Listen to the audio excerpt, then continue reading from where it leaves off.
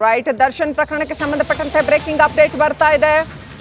ಸಂಜೆ 4:30ಕ್ಕೆ ಆರೋಪಿಗಳನ್ನ ನ್ಯಾಯಾಲಯಕ್ಕೆ ಹಾಜರುಪಡಿಸಲಾಗುತ್ತೆ. ಈಗಾಗಲೇ ಹೇಳಿದೆ ನಾನು, 24ನೇ ACMM ಕೋರ್ಟ್ಗೆ ಹಾಜರುಪಡಿಸೋದಕ್ಕೆ ಸಿದ್ಧತೆಗಳನ್ನ ಮಾಡಿಕೊಳ್ಳಲಾಗ್ತಾ ಇದೆ. ನಟ ದರ್ಶನ್ ಸೇರಿ 13 ಆರೋಪಿಗಳು, ಈ 13 ಆರೋಪಿಗಳನ್ನ ಕೋರ್ಟ್ಗೆ ಹಾಜರುಪಡಿಸಲಾಗುತ್ತೆ. 4:15ಕ್ಕೆ ಕರೆಕ್ಟ್ ಆಗಿ ಇವರನ್ನ ಕೋರ್ಟ್ಗೆ ಹಾಜರುಪಡಿಸಲಾಗುತ್ತೆ.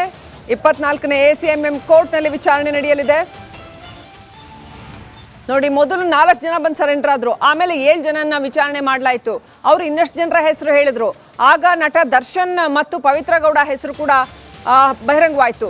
ಈಗ ಒಟ್ಟು 13 ಜನರನ್ನ, 13 ಆರೋಪಿಗಳು, ಅವ್ರನ್ನ ಕೋರ್ಟ್ಗೆ ಹಾಜರುಪಡಿಸಲಾಗ್ತಾ ಇದೆ.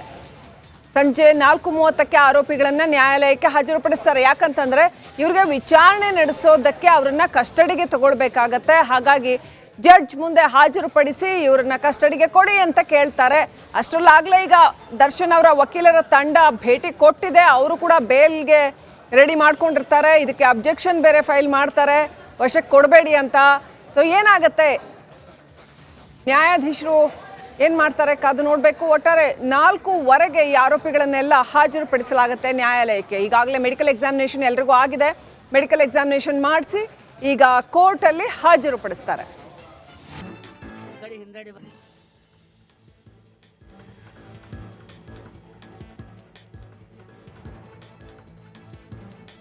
ರೈಟ್, ದರ್ಶನ್ ಪ್ರಕರಣಕ್ಕೆ ಸಂಬಂಧಪಟ್ಟಂತೆ ಬ್ರೇಕಿಂಗ್ ಅಪ್ಡೇಟ್ ಬರ್ತಾ ಇದೆ. ಸಂಜೆ 4:30ಕ್ಕೆ ಆರೋಪಿಗಳನ್ನ ನ್ಯಾಯಾಲಯಕ್ಕೆ ಹಾಜರುಪಡಿಸಲಾಗುತ್ತೆ. ಈಗಾಗಲೇ ಹೇಳಿದೆ ನಾನು, 24ನೇ ACMM ಕೋರ್ಟ್ಗೆ ಹಾಜರುಪಡಿಸೋದಕ್ಕೆ ಸಿದ್ಧತೆಗಳನ್ನ ಮಾಡಿಕೊಳ್ಳಲಾಗ್ತಾ ಇದೆ. ನಟ ದರ್ಶನ್ ಸೇರಿ 13 ಆರೋಪಿಗಳು, ಈ 13 ನಡಿ ಈಗ ಶುರು ಮಾಡೋಣ.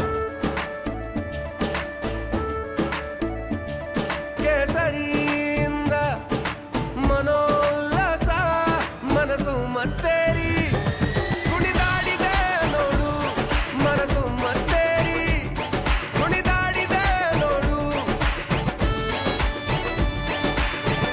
ಕ್ಷಣ ಕ್ಷಣವೂ ಆಚರಿಸಿ ಕೇಸರಿ ಹಬ್ಬ. ವಿಮಲ್ ಬಾಯಲ್ಲಿ ಹೇಳಿ ಕೇಸರಿ. ಆರೋಪಿಗಳನ್ನ ಕೋರ್ಟ್ಗೆ ಹಾಜರುಪಡಿಸಲಾಗುತ್ತೆ. 4:15ಕ್ಕೆ ಕರೆಕ್ಟ್ ಆಗಿ ಇವರನ್ನ ಕೋರ್ಟ್ಗೆ ಹಾಜರುಪಡಿಸಲಾಗುತ್ತೆ. 24ನೇ ACMM ಕೋರ್ಟ್ನಲ್ಲಿ ವಿಚಾರಣೆ ನಡೆಯಲಿದೆ.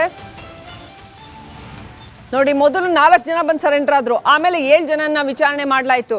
ಅವರು ಇನ್ನಷ್ಟು ಜನರ ಹೆಸರು ಹೇಳಿದ್ರು. ಆಗ ನಟ ದರ್ಶನ್ ಮತ್ತು ಪವಿತ್ರ ಗೌಡ ಹೆಸರು ಕೂಡ ಬಹಿರಂಗವಾಯಿತು. ಈಗ ಒಟ್ಟು 13 ಜನರನ್ನ, 13 ಆರೋಪಿಗಳು, ಅವ್ರನ್ನ ಕೋರ್ಟ್ಗೆ ಹಾಜರುಪಡಿಸಲಾಗ್ತಾ ಇದೆ.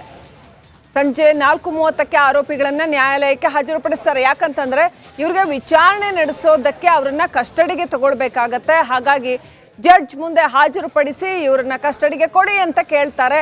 ಅಷ್ಟರಲ್ಲಾಗಲೇ ಈಗ ದರ್ಶನ್ ಅವರ ವಕೀಲರ ತಂಡ ಭೇಟಿ ಕೊಟ್ಟಿದೆ. ಅವರು ಕೂಡ ಬೇಲ್ಗೆ ರೆಡಿ ಮಾಡ್ಕೊಂಡಿರ್ತಾರೆ. ಇದಕ್ಕೆ ಅಬ್ಜೆಕ್ಷನ್ ಬೇರೆ ಫೈಲ್ ಮಾಡ್ತಾರೆ, ವಶಕ್ಕೆ ಕೊಡಬೇಡಿ ಅಂತ. ಸೊ ಏನಾಗತ್ತೆ, ನ್ಯಾಯಾಧೀಶರು ಏನು ಮಾಡ್ತಾರೆ ಕಾದು ನೋಡಬೇಕು. ಒಟ್ಟಾರೆ 4:15ಕ್ಕೆ ಈ ಆರೋಪಿಗಳನ್ನೆಲ್ಲ ಹಾಜರುಪಡಿಸಲಾಗುತ್ತೆ ನ್ಯಾಯಾಲಯಕ್ಕೆ. ಈಗಾಗಲೇ ಮೆಡಿಕಲ್ ಎಕ್ಸಾಮಿನೇಷನ್ ಎಲ್ರಿಗೂ ಆಗಿದೆ.